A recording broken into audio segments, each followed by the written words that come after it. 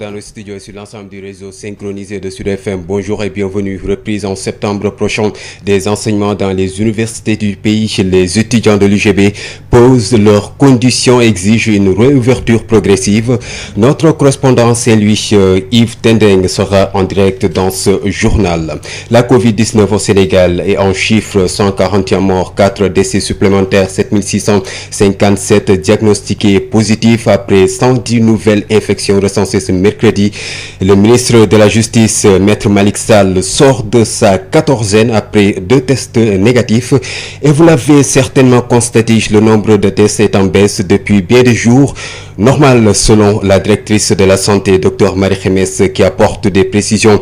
Les tests sont désormais réalisés que sur les personnes symptomatiques, les personnes âgées et les patients qui souffrent de pathologies graves. Elle sera l'invitée de la rédaction. L'info, c'est aussi la lutte contre le paludisme dans ce contexte de Covid-19. Le service d'hygiène lance le plan Fagaru 6, des opérations qui vont permettre de protéger efficacement les populations et du paludisme et de la Covid-19.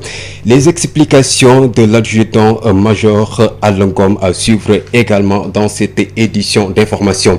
Sur l'international en Éthiopie, les violences de la semaine dernière ont fait plus de 230 morts selon la police. La revue de presse de Adjandai Mahim Ndiaye va compléter ce journal mis en onde par Aline Badra Sosé. Les détails, c'est après ceci.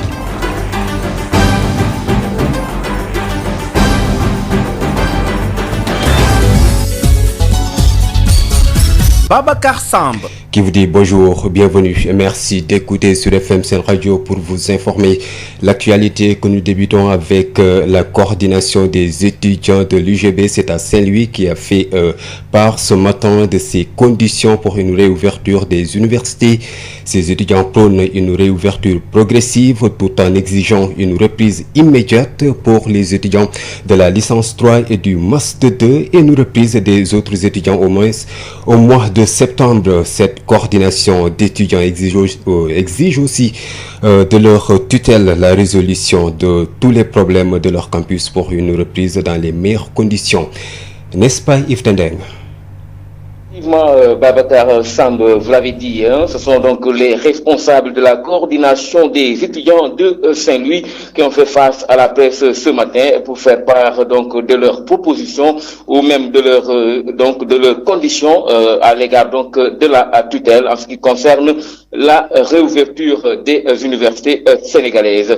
Ces étudiants de l'UGB de Saint-Louis exigent ainsi du ministre de l'Enseignement supérieur, de la Recherche et de l'Innovation la reprise immédiate des cours pour seulement les étudiants en année de licence 3 et ceux du Master 2, afin donc qu'ils puissent terminer et pouvoir donc libérer les amphithéâtres pour une reprise de leurs camarades au mois de septembre.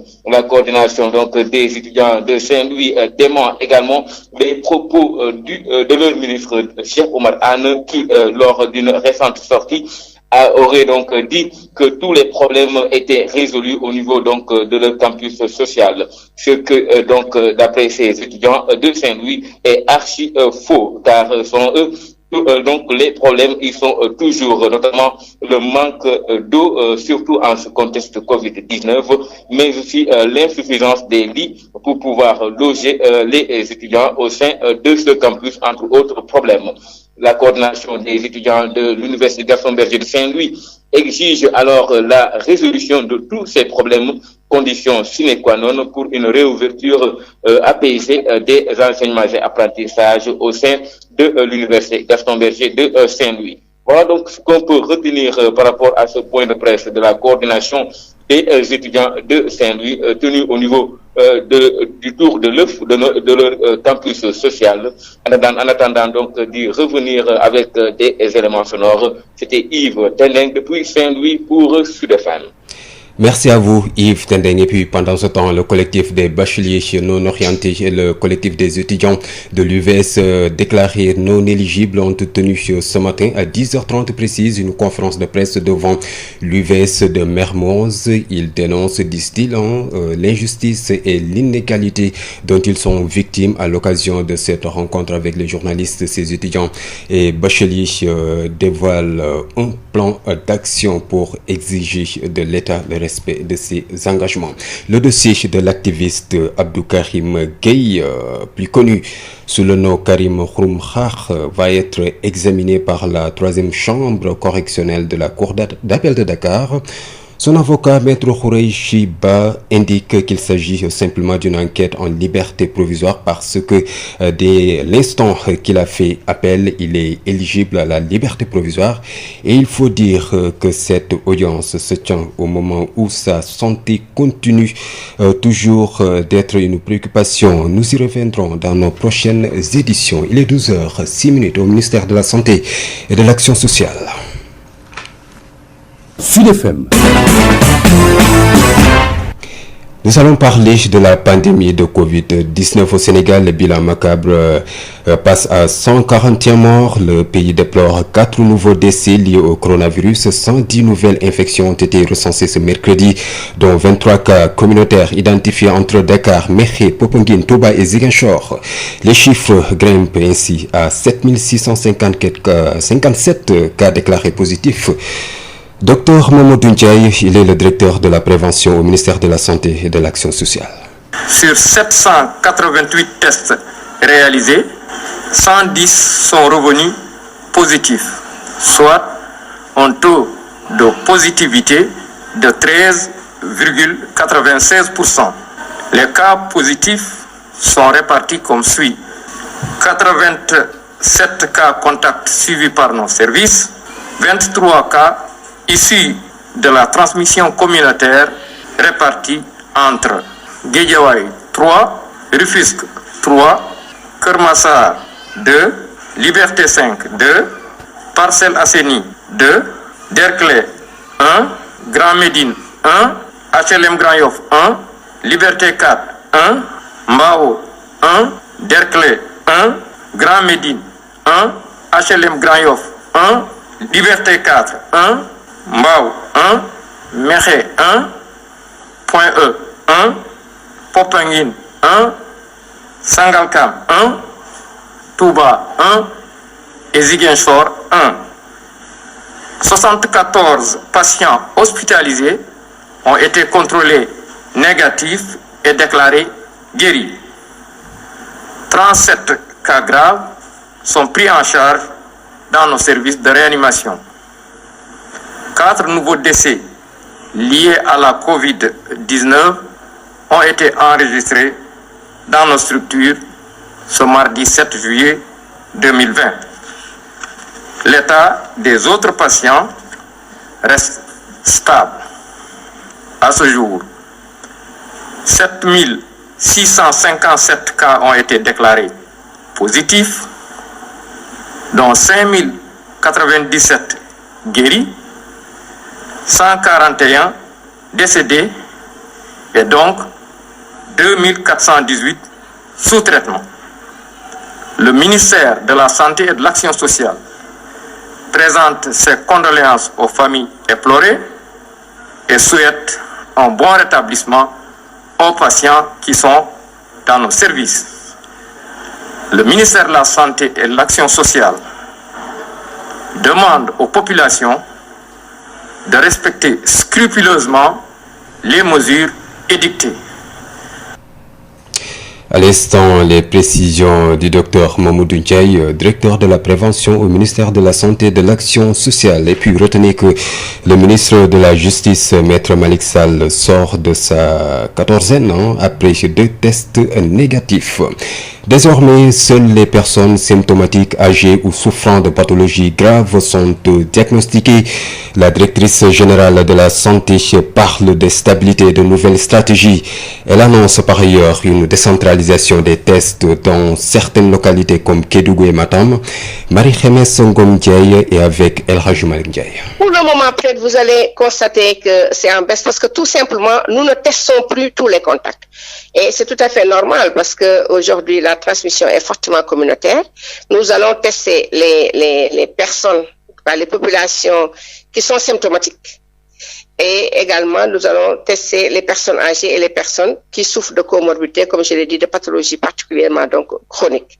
Mais nous continuons à suivre les uns et les autres comme on faisait d'habitude, à leur demander de vérifier s'ils ne souffrent pas de toux, s'ils ne souffrent pas également, en tout cas, d'un syndrome grippal, de maux de tête, d'angine, etc., de douleurs au niveau des articulations. Et ça, vraiment, je pense que la population comprend ça.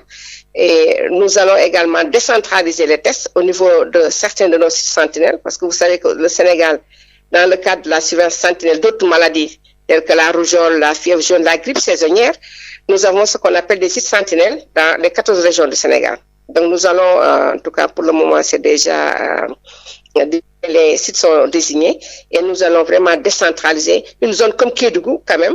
Nous n'allons plus continuer à ramener les tests jusqu'à Dakar ou bien en tout cas jusqu'au niveau de Touba, au niveau de Matam également, au niveau de la zone centre Kaolack. Les notes sont déjà prêtes et les structures de santé ont été informées. Et vous allez voir qu'on aura une stabilité des tests. On n'aura pas une baisse des tests, mais on aura une stabilité des tests quand même.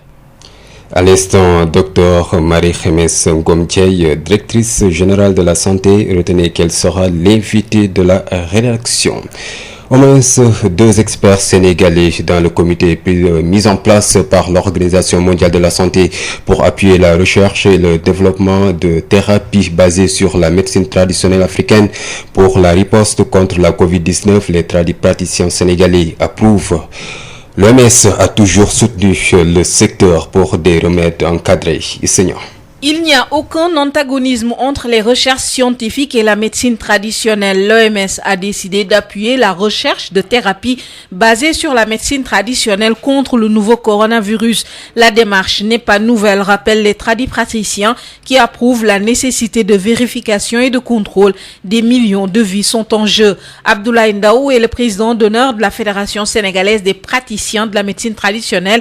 Il est par ailleurs président de l'association des médico-droguistes, phytothérapeute, herboriste, opothérapeute traditionnel du Sénégal. Il réagit. Nous ne faisons que approuver, accepter cette décision pour rappeler l'OMS ne peut pas vouloir une chose et son contraire. Dans sa stratégie pour la médecine traditionnelle 2013-2024, l'OMS se donne pour objectif d'aider les États membres à mettre à profit la contribution potentielle de la médecine traditionnelle à la santé, au bien-être et aux soins de santé axés sur la personne. C'est-à-dire favoriser un recours sûr et efficace aux produits et aux pratiques des praticiens de la médecine traditionnelle, par leur réglementation, leur évaluation et leur intégration dans les systèmes de santé civiliers. L'Organisation mondiale de la santé a déjà appuyé plusieurs initiatives, fait des recommandations dans ce domaine, explique Abdoulaye Ndao. L'OMS appuie les États, mais pas les associations d'États de passé, mais pas individuellement les États, mais appuie les États dans leur politique de médecine traditionnelle, dans leur politique de phytothérapie, c'est-à-dire sur les médicaments traditionnels améliorés. L'OMS a toujours collaboré avec les États, a toujours des appuis, soit financiers, soit des appuis matériels ou bien des appuis techniques. Au Sénégal, 2 institutions sont dans le secteur, dont une direction de la pharmacopée traditionnelle. Tous les acteurs œuvrent pour une gestion efficace, sûre et rationnelle de la médecine traditionnelle. Enseignants, parlons de la lutte contre la Covid-19 et le paludisme. Le service d'hygiène prône l'approche multimaladie à travers le plan Fagaru 6. 10 mairies ont mis la main à la poche pour appuyer le service d'hygiène dans ces opérations pré-hivernales qui vont démarrer 20 jours après les premières pluies. Des opérations qui vont permettre de mieux protéger les populations et du paludisme et de la Covid-19 selon l'adjudant-major Alain Ngom, le chef de la brigade départementale d'hygiène de Dakar, joué par Mamdiara de Silva. Continuer la guerre avec la Covid-19 sans relâche en termes de désinfection, de sensibilisation, d'assistance du personnel soignant et de surveillance des centres de traitement et de la désinfection continue. Ça, on a un dispositif continu pour ça. Mais également, organiser la réponse de façon symétrique à l'intensité de la menace par rapport au paludisme. Parce que vous savez, l'écosystème de notre département est favorable à la naissance et au développement des moustiques. Et l'hivernage s'annonce, ça va bien s'installer. Donc, on a pris les mesures de sauvegarde. Et il est heureux de constater au moins 10 mairies qui ont déjà donné leur contribution en termes de produits et carburants. L'État aussi a déjà dégagé des moyens extrêmement importants là-dessus. Donc, on attend la période favorable pour commencer les campagnes de traitement anti-larvaire au niveau des sources d'eau, dans la zone de captage. C'est quoi la période favorable? 20 jours après les premières pluies, il y aura une génération de moustiques qui vont naître. Parce que dès qu'il y a la pluie, il y a l'éclosion des œufs. 12 à 14 jours, c'est la mutation. Les moustiques deviennent adultes et vont gagner l'espace aérien. Donc, en ce moment-là, il faut aller au niveau de leur milieu de vie, de leur milieu d'évolution, donc dans le milieu aquatique pour faire le combat au sol. Ensuite, dès qu'ils terminent ce traitement pendant 2 ou 3 traitements avec des intervalles de 15 jours, il faut mener la guerre aérienne, la campagne de pulvérisation spatiale d'insecticides. Ensuite, former des relais pour faire des campagnes de sensibilisation sur les mesures communautaires, non seulement de prévention de la COVID-19 qu'on a déjà entamé avec mais également les mesures communautaires de prévention contre le paludisme. Donc, on va faire une approche multimaladie. 12h16 à Nouakchott, c'est en Mauritanie. Manifestation réprimée devant l'ambassade du Sénégal à Nouakchott. Manifestation de Sénégalais bloqués dans ce pays depuis 4 mois. Coronavirus oblige. Ces Sénégalais qui font face à de nombreux problèmes veulent rentrer au bercail. Ils devront prendre leur mal en patience puisque les frontières terrestres sont fermées et c'est pour cela qu'il lance un appel aux autorités sénégalaises. Pape Boubassar, coordonnateur du collectif Retour à la terre natale.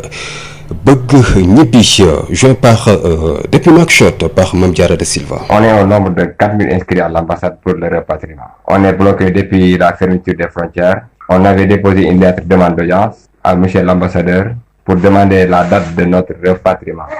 Mais notre ambassade reste sourde et muette face à nos revendications. Nos difficultés on a plus de substance et on a des sérieuses difficultés. C'est-à-dire le loyer. Depuis 4 mois, on ne travaille plus. On ne peut pas payer nos loyers. Et les bailleurs nous talonnent pour le paiement. Nous recevons des témoignages des personnes, à l'occurrence des femmes, qui peinent à satisfaire leurs besoins primaires, tels se nourrir, le loyer.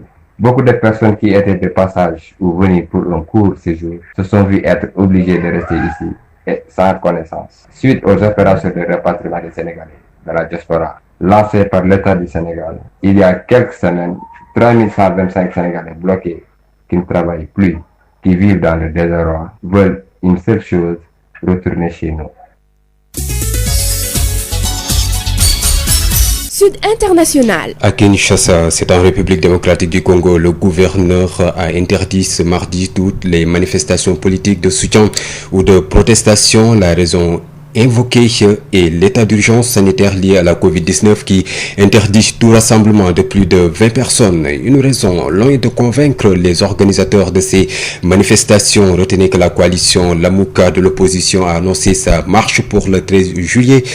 Une initiative qu'elle compte maintenir. L'UDPS de Félix Tshisekedi compte manifester ce jeudi 9 juillet. Il maintient également sa marche. En Éthiopie, les violences de la semaine dernière ont fait au moins 239 morts, des manifestations et des heures communautaires qui ont secoué la semaine dernière le pays après le meurtre d'un populaire chanteur appartenant à l'ethnie majoritaire Oromo, selon un décompte basé sur les chiffres fournis par la police. Et puis la réforme des retraites en France, le chef du gouvernement décide de rouvrir le dialogue. Jean Castex veut réunir l'ensemble des partenaires sociaux avant le 20 juillet. Le nouveau Premier ministre a aussi indiqué vouloir décaler la mise en œuvre de la réforme de l'assurance chômage. Sud Midi, l'invité. Il s'agit de Dr Marie-Khemesse Ngom Ndiaye, directrice de la santé au niveau du ministère de la Santé et de l'Action sociale. Elle est interrogée par El Hadji Malick Ndiaye. Nous sommes avec Marie-Khemesse Ngom Ndiaye. Bonjour. Bonjour, monsieur Ndiaye. Vous êtes la directrice générale de la santé au ministère de la Santé et de l'Action sociale. Dans le cadre de la riposte contre la Covid, 2 professeurs sénégalais, en l'occurrence Daouda Ndiaye et Souleymane Mboup, sont cooptés par l'OMS pour intégrer le comité africain d'experts sur la médecine traditionnelle. Quelle est votre réaction en tant que directrice générale de la santé que vous êtes? Voilà, donc merci. Je félicite et encourage davantage ces 2 grands experts sénégalais, en tout cas pour avoir été appelés au comité d'experts. Et cela ne nous surprend pas vu en tout cas leur domaine d'intervention, mais également leur grande expertise. C'est dire encore une fois que c'est le ministère de la Santé et de l'Action sociale qui est honoré, mais c'est tout le peuple sénégalais et toute la République qui est honoré, parce que quand même nous avons de personnalités valeureuses dans leur domaine. Quel doit être l'apport de la médecine traditionnelle dans la lutte contre la Covid? Vous savez que la médecine traditionnelle est une médecine séculaire, en tout cas depuis plusieurs millénaires, depuis nos ancêtres. Et c'est pour cela que le Sénégal l'a si bien compris que nous avons deux institutions qui s'en occupent aujourd'hui dans le secteur, à savoir la cellule de la médecine privée qui est ici à la Direction générale de la santé, de même que la division de la pharmacopée traditionnelle, qui est donc à la direction de la pharmacie et du médicament. Donc, pour toutes les maladies aujourd'hui, la médecine traditionnelle y est d'un très grand apport. Et vous avez vu que aussi bien que dans le paludisme, que dans certaines maladies virales, on en parle. Donc, et la plupart du temps, c'est en termes de phytothérapie, c'est-à-dire la médecine à travers donc les plantes. On peut utiliser les feuilles, on peut utiliser les écorces, on peut utiliser les racines. Mais aujourd'hui, nous pensons qu'il faut en tout cas une utilisation rationnelle, une utilisation adéquate parce que nous allons vers beaucoup de déforestation et ce qui peut nuire fortement à l'environnement. Alors aujourd'hui, plus de 7000 personnes sont infectées. Dakar, Thiès et Diourbel font partie des régions les plus touchées. Est-ce qu'aujourd'hui, il y a des risques de saturation dans les centres d'accueil? Merci. Donc, nous sommes à près de 7657 personnes aujourd'hui atteintes. Sur l'ensemble du territoire, vous l'avez dit, presque Dakar occupe en tout cas près de 2/3. C'est tout à fait normal, M. Ndiaye, parce que Dakar, c'est la capitale administrative, c'est la capitale économique. Vous savez, Dakar donc reçoit déjà sa population propre, mais Dakar également reçoit la population extérieure, mais également une population en dehors même donc du pays, en dehors donc du territoire. Vous avez vu également qu'en termes également de comportement, en termes d'habitat, Dakar également a un certain nombre donc de problèmes, si bien que la transmission étant fortement communautaire aujourd'hui, il fallait s'y attendre. Donc aujourd'hui, Dakar est très atteint, particulièrement le département de Dakar. Donc c'est pourquoi nous prenons toujours et nous exhortons les populations à des mesures barrières parce que à peu près, c'est le même, en tout cas, moyen de prévention dont nous disposons aujourd'hui au Sénégal, mais également sur l'ensemble du monde. Partout, c'est une pandémie et nous exhortons quand même que les populations respectent les gestes barrières pour réduire un peu la transmission du virus, c'est-à-dire confiner aujourd'hui le virus pour éviter le maximum de contamination, parce que si on continue à avoir donc ce maximum de contamination, on aura également des cas graves. Et le problème, ce n'est pas la saturation en termes de cas simples, parce que nous avons réadapté les stratégies, mais surtout en termes de saturation de nos services de réanimation. C'est pourquoi vraiment nous appelons le peuple tout entier, mais également, en tout cas, toutes les personnalités aujourd'hui dont la parole porte pour vraiment sensibiliser et communiquer davantage avec cette population, surtout la population jeune. Parce que nous avons vu que les cas graves vont aller du côté des personnes âgées, mais également des personnes qui souffrent de comorbidités, de l'hypertension artérielle, de diabète, de maladies sanguines telles que la drépanocytose, l'hémophilie, mais également d'insuffisance rénale. Donc, toutes les pathologies qui peuvent survenir chez un être vivant. Donc aujourd'hui, pour le moment, nous contenons l'épidémie, mais quand même, il va falloir en amont qu'il y ait beaucoup de prévention et de promotion de la santé. On constate que depuis quelque temps, le nombre de personnes testées est en baisse. Qu'est-ce qui explique cette stratégie? Pour le moment, peut-être vous allez constater que c'est en baisse parce que tout simplement, nous ne testons plus tous les contacts. Et c'est tout à fait normal parce que aujourd'hui la transmission est fortement communautaire. Nous allons tester les personnes, les populations qui sont symptomatiques. Et également, nous allons tester les personnes âgées et les personnes qui souffrent de comorbidité, comme je l'ai dit, de pathologies particulièrement donc chroniques. Mais nous continuons à suivre les uns et les autres, comme on faisait d'habitude, à leur demander de vérifier s'ils ne souffrent pas de tout, s'ils ne souffrent pas également, en tout cas, d'un syndrome grippal, de maux de tête, d'angine, etc., de douleurs au niveau des articulations. Et ça, vraiment, je pense que la population comprend ça. Et nous allons également décentraliser les tests au niveau de certains de nos sites sentinelles, parce que vous savez que le Sénégal, dans le cadre de la surveillance sentinelle d'autres maladies, telles que la rougeole, la fièvre jaune, la grippe saisonnière, nous avons ce qu'on appelle des sites sentinelles dans les 14 régions du Sénégal. Donc nous allons, en tout cas pour le moment, c'est déjà les sites sont désignés et nous allons vraiment décentraliser une zone comme Kédougou quand même. Nous n'allons plus continuer à ramener les tests jusqu'à Dakar ou bien en tout cas jusqu'au niveau de Touba, au niveau de Matam également, au niveau de la zone centre Kaolack. Les notes sont déjà prêtes et les structures de santé ont été informées. Et vous allez voir qu'on aura une stabilité des tests. On n'aura pas une baisse des tests, mais on aura une stabilité des tests quand même. Marie-Khemesse Ngom Ndiaye, je vous remercie. Merci beaucoup. Je rappelle que vous êtes la directrice générale de la santé au ministère de la Santé et de l'Action sociale.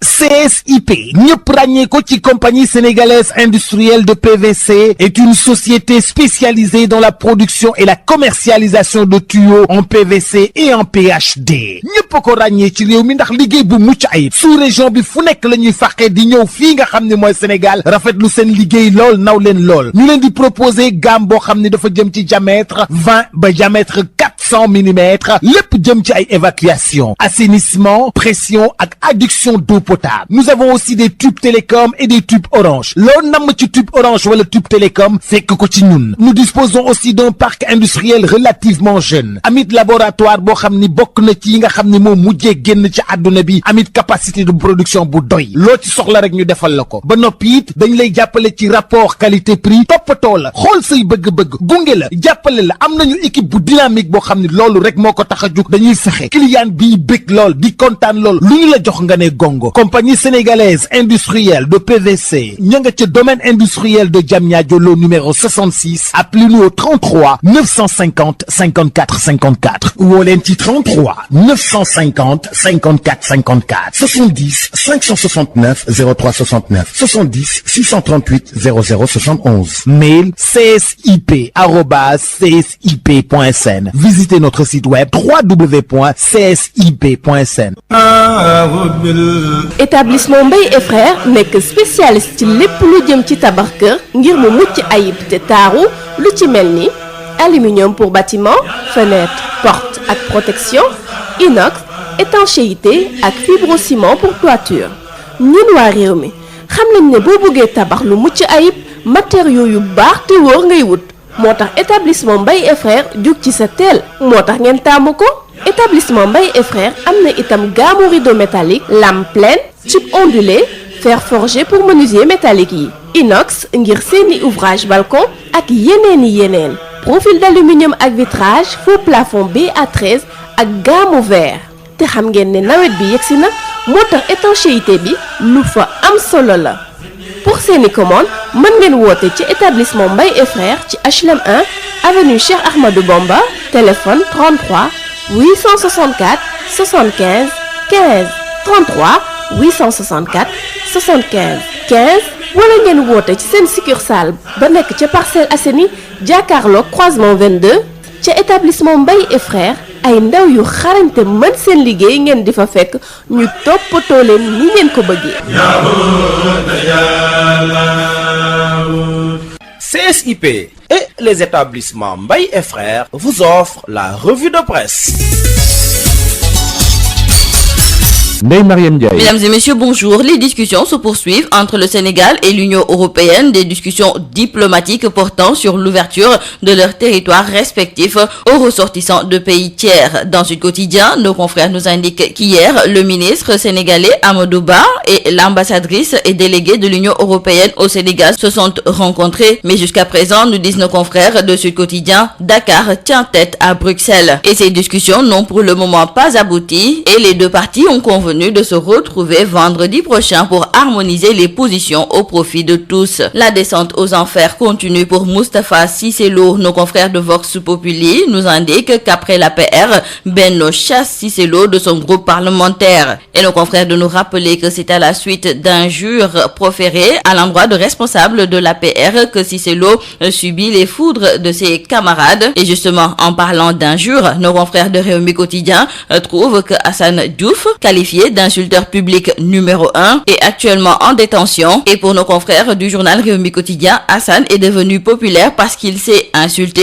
Et pourtant, aujourd'hui, on s'est rendu compte qu'il n'était pas le seul à verser dans une entreprise funeste, celle de l'injure publique systématique contre les tenants de la puissance publique et contre diverses autres personnalités. Karim Xurum Xax a aussi subi le même sort que lui, et c'est comme qui dirait que nos confrères voudraient que le même sort soit réservé à Moustapha Cissé Lo. La RADDHO, Amnesty Sénégal et la LSDH en voilà 3 organisations de défense des droits humains qui sont préoccupées par la grève observée par les travailleurs de la justice depuis le 15 juin 2020 et qui a entraîné la paralysie de fait de toutes les juridictions du pays. C'est pourquoi dans le quotidien LAS, ces organisations invitent l'État et le syndicat des travailleurs de la justice à reprendre les négociations pour mettre fin à cette grève qui a de graves conséquences sur le droit des citoyens à un service public de la justice continu et de qualité. Restons avec nos confrères du journal LAS qui se sont entretenus avec Aminata Touré, la présidente du Conseil économique, social et environnemental. Dans le débat passionné autour du déboulonnement de la statue de Faidherbe, l'ancienne première ministre Aminata Touré y jette son grain de sel, mais c'est pour endosser la position radicale de ceux qui pensent que les vestiges coloniaux doivent être rayés et remplacés par des symboles d'une Afrique libre, digne et fière. Avec des arguments à la fois sociologiques et historiques, la présidente du Conseil économique, social et environnemental confie à nos confrères pourquoi la statue de Faidherbe doit être remplacée par celle de la reine du Waalo, Ndateya Mbodj. La pandémie du coronavirus poursuit sa progression ici au Sénégal et dans le journal Vox Populi, nos confrères nous parlent de Air Sénégal SA qui enregistre ses premiers cas de Covid-19. Nos confrères du journal Les Échos nous signalent également ces cas de Covid-19 au niveau de Air Sénégal et la direction qui souhaite un prompt rétablissement à ces malades a déjà procédé à une désinfection des locaux. Nos confrères du journal Les Échos trouvent que les locaux devraient être fermés au moins pendant 10 à 14 jours pour être sûr que les lieux sont totalement sécurisés. Et il faut noter avec nos confrères du journal Critique que malgré la multiplication des cas, les blouses blanches ont soigné plus de 5000 malades qui étaient hospitalisés et qui sont tous guéris. Nos confrères nous parlent donc de rémission record de patients. Cependant, il faut dire avec nos confrères du quotidien Le Soleil que la vie des guéris de la Covid-19, les cas contacts et leur entourage ont subi beaucoup de changements. Le coronavirus a créé un vide autour d'eux. La relation de confiance entre les ménages s'est muée en rapport de méfiance dans des quartiers où vivent ces personnes. Aujourd'hui donc, nos confrères du quotidien Le Soleil nous proposent tout un dossier sur la stigmatisation et considèrent que c'est une double peine des malades de Covid-19. Terminons par nos confrères du journal Libération qui nous fournit des éclairages concernant l'histoire de ces 6 gazelles de la réserve de Katané dans le Ranérou et qui ont été acheminées dans la réserve privée du ministre de l'Environnement et du Développement durable, Abdou Karim Sall. 3 de ces 6 gazelles sont mortes en cours de transport sur Dakar et les services du ministre Abdou Karim Sall interpellés soutiennent qu'il n'y a eu aucun conflit d'intérêts concernant l'acheminement de ces gazelles. Et toujours concernant cette affaire, nos confrères de Rewmi Quotidien trouvent que le ministère de l'Environnement a contourné le sujet et nos confrères du journal Libération d'ajouter que ces gazelles sont mortes lors du transport après d'horribles fractures. C'est tout à vos journaux et très bonne lecture. CSIP, ñëpp ràññee ko ci compagnie sénégalaise industrielle de PVC, est une société spécialisée dans la production et la commercialisation de tuyaux en PVC et en PHD. ñëpp ko ràññee ci réew mi ndax liggéey bu mucc ayib sous région bi fu nekk la ñuy fàqee di ñëw fii nga xam ne mooy Sénégal rafetlu seen liggéey lool naw leen lool ñu leen di proposer gamme boo xam ne dafa jëm ci diamètre 20 ba diamètre 400 mm lépp jëm ci ay évacuation, assainissement, pression ak adduction d'eau potable. Nous avons aussi des tubes télécom et des tubes orange. Loo namm ci tube orange wala tube télécom fekk ko ci ñun. Nous disposons aussi d'un parc industriel relativement jeune. Amit laboratoire boo xam ni bokk na ci yi nga xam ni moo mujjee génn ci àdduna bi. Amit capacité de production bu doy. Loo ci soxla rek ñu defal la ko. Ba noppi it dañ lay jàppale ci rapport qualité prix toppatoo la xool say bëgg-bëgg gunge la jàppale la am nañu équipe bu dynamique boo xam ni loolu rek moo ko tax a jug dañuy fexe client bi bëgg lool di kontaan lool lu ñu la jox nga ne gongo. Compagnie sénégalaise industrielle de PVC ña nga ca domaine industriel de Diamniadio lo numéro 66. Appelez-nous au 33 950 54 54 woo leen ci 33 950 54 54 70 569 03 69 70 638 00 71. Mail csip@csip.sn. Visitez notre site web www.csip.sn. Établissement Mbaye et Frères nekk spécialiste ci lépp lu jëm ci tabax kër ngir mu mucc ayib te taaru lu ci mel ni aluminium pour bâtiment, fenêtre, porte ak protection, inox, étanchéité ak fibrociment pour toiture. ñun waa réew mi xam nañ ne boo bëggee tabax lu mucc ayib matériaux yu baax te wóor ngay wut moo tax établissement Mbaye et Frères jug ci sa teel moo tax ngeen taamu ko. Établissement Mbaye et Frères am na itam gamme rideau métallique, lame pleine, tube ondulé, fer forgé pour menuisier métallique yi, inox ngir seeni ouvrage balcon ak yeneen. Profil d'aluminium ak vitrage, faux plafond BA13 ak gamme verre. te xam ngeen ne nawet bi yegsi na moo tax étanchéité bi lu fa am solo la.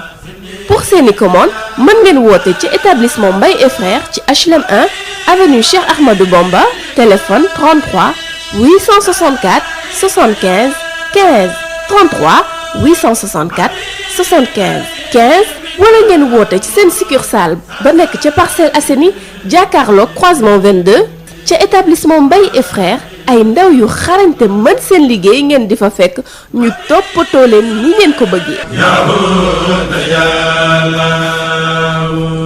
CSIP et les établissements Mbaye et Frères vous ont offert la revue de presse.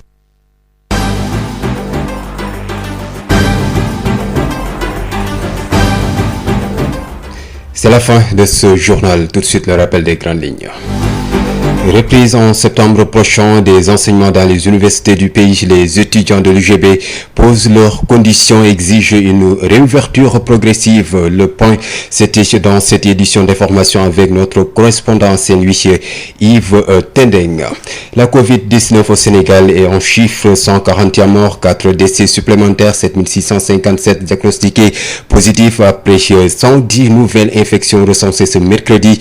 Le ministre de la Justice, Maître Malick Sall, sort de sa quatorzaine après 2 tests négatifs. Et vous l'avez certainement constaté, le nombre de tests est en baisse depuis bien des jours. Normal, selon la directrice de la santé, Dr Marie-Khemesse Ngom Ndiaye, qui apporte des précisions. Les tests sont désormais réalisés que sur les personnes symptomatiques, les personnes âgées et les patients qui souffrent de pathologies graves. Elle était chez l'invité de la rédaction. L'info, c'était aussi chez la lutte contre le paludisme dans ce contexte de Covid-19. Le service d'hygiène a mis en place le plan Fagaru 6, des opérations qui vont permettre de protéger efficacement les populations et du paludisme et de la Covid-19. Sur l'international en Éthiopie, les violences de la semaine dernière ont fait plus de 230 morts selon la police. La revue de presse de Adjane Marindiaï a complété ce journal mis en onde par Aline Badra Sossé. À partir de 13h, vous aurez El Hadj Maodo Faye pour le journal Wolof. D'ici là, portez-vous bien.